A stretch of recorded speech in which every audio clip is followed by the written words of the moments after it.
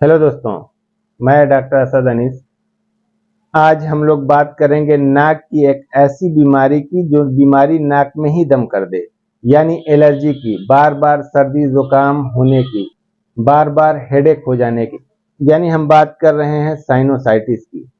Sinus क्या होता है, साइनस के फंक्शन क्या होते हैं, साइनोसाइटिस होने के क्या कारण होते हैं और साइनोसाइटिस हो जाने के बाद क्या लक्षण जाहिर होते हैं और उस बीमारी से किस तरीके से होम रेमेडीज से लाइफ चेंज करके, डाइट चेंज करके उस बीमारी से आप परमानेंट छुटकारा पा सकते हैं।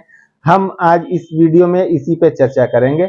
जो लोग चैनल पर नए हैं प्लीज वो लोग चैनल को सब्सक्राइब कर दें ताकि जो भी डेंटल से रिलेटेड रिसर्च है, अपडेट है, एडवांसमेंट है वो आपको मिल जाए। चलिए शुरू करते हैं। साइनस क्या होता है?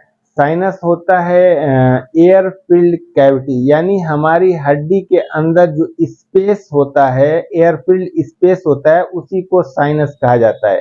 हम बात करेंगे मेनली पैरानेजल साइनसेस के, यानी पैरा का मतलब कि लगा हुआ, नेजल का मतलब नाक से, नाक की हड्डी से लगा हुआ जो साइनस, जो कैविटी, जो खोखलापन होता है, उसी को पैरानेजल साइनसेस कहते हैं। और ये पैरानेजल साइनसेस 4 होते हैं और चारों पेयर में होते हैं, यानी एक साइड एक साइड एक, यानी जो भी साइनस होगा वो दो में होगा, यानी पेयर में होगा। सबसे पहले होता है फ्रंटल साइनस, फिर उसके बाद आता है स्फेनोइडल साइनस, फिर इथमोइडल साइनस, फिर उसके बाद आता है मैक्सिलरी साइनस।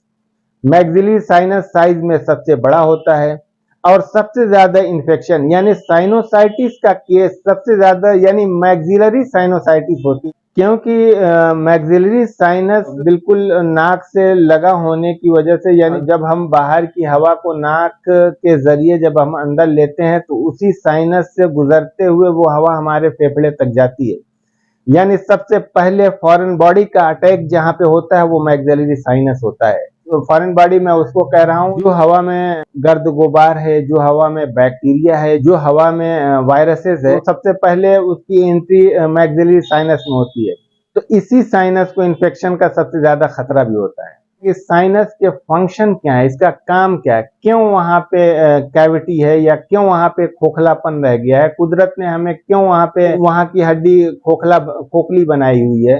फंक्शन अगर हम जानेंगे तो सबसे पहला है कि हवा को, एयर को प्यूरिफाई करता है, प्यूरिफायर का काम करता है, हवा का प्यूरिफिकेशन होता है।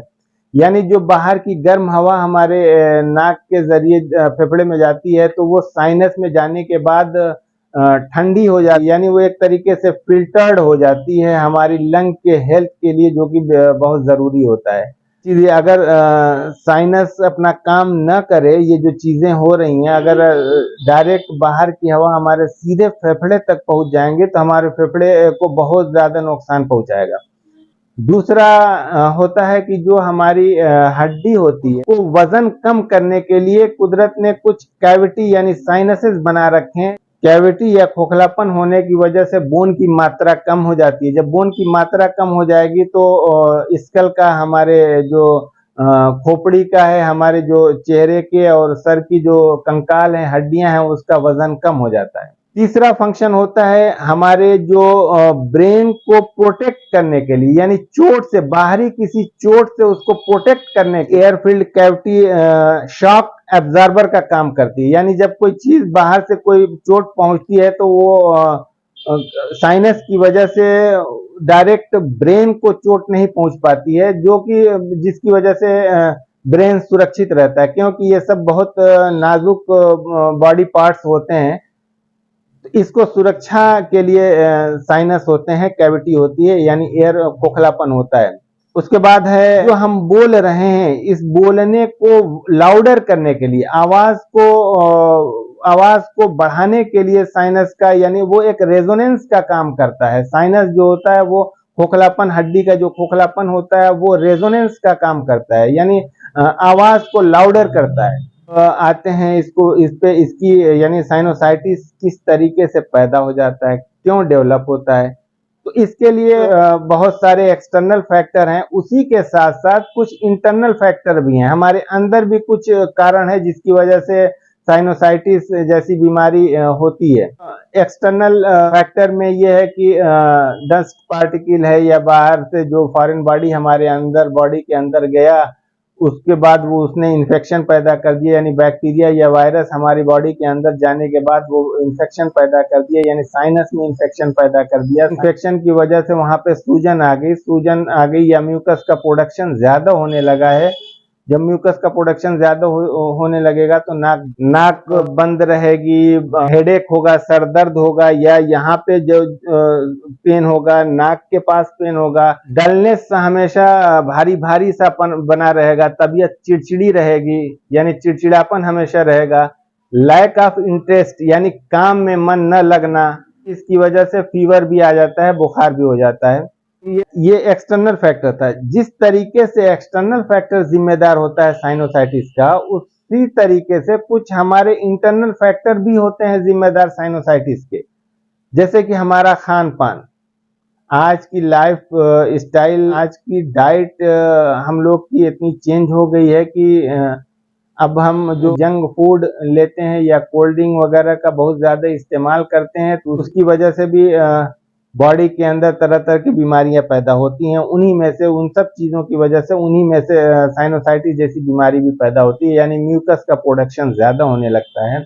जिस तरीके से हमको एक्सटर्नल फैक्टर से बचना है, यानी जब हम बाहर निकलें तो मुंह को ढक के निकलें, यानी मास्क लगा के निकलें, या गर्द गुबार वाले एरिया से अगर गुजर रहे हैं तो मुंह को, नाक को ढक के गुजरें, ताकि वो जो डस्ट है या गर्द गुबार है हमारे सांस के जरिए हमारे अंदर न जाए। उसी तरीके से हमको कुछ अपने डाइट में भी चेंजेस लाने होंगे, यानी हेल्दी फूड का इस्तेमाल करना होगा, इम्यूनिटी बढ़ाने वाले फल फ्रूट का इस्तेमाल करना होगा, विटामिन सी वाले जो फल आते हैं उसका सेवन ज़्यादा से ज़्यादा करना होगा।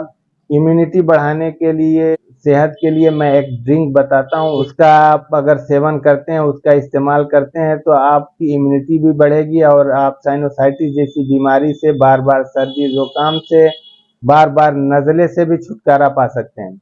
ड्रिंक में होगा 3 दाना काली मिर्च की, 3 दाना लौंग की, अंगूठे के नाखून के बराबर दालचीनी यानी सिन्नामोन को लेके अच्छी तरीके से क्रश कर लेंगे, उसको पीस लेंगे।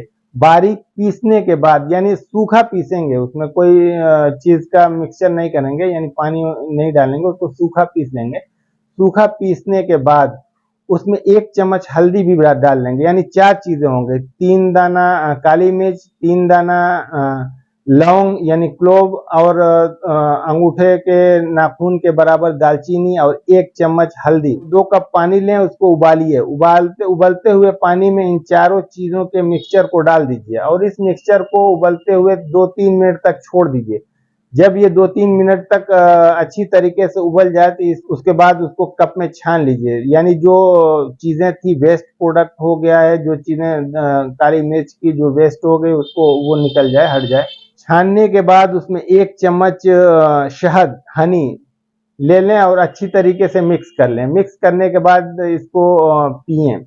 3 से 4 बार दिन भर पे पिएं, तो इससे आपकी पूरी बॉडी स्वस्थ रहेगी। इससे ब्लड प्रेशर भी कंट्रोल रहेगा, इससे डायबिटीज भी कंट्रोल रहेगा, इससे ब्रेन को भी ताकत पहुंचेगी। और ये जो बार बार आपको एलर्जी हो रही है या बार बार सर्दी जुकाम हो रहा है, नज़ला हो रहा है, तो इस चीज से भी आपको राहत मिलेगी, साइनोसाइटिस से भी आपको राहत मिलेगी। जो लोग मैं जो चीज़ों को बता रहा हूँ, जिस तरीके से बता रहा हूँ, इसका इस्तेमाल करें, और इस्तेमाल करने के बाद जो भी आपके बॉडी के ऊपर इसका असर आता है, जो भी आपको बेनिफिट मिलता है, आप कमेंट में ज़रूर डालिए, ज़रूर मुझको बताइए कि क्या इसका बेनिफिट आपको हासिल हुआ है।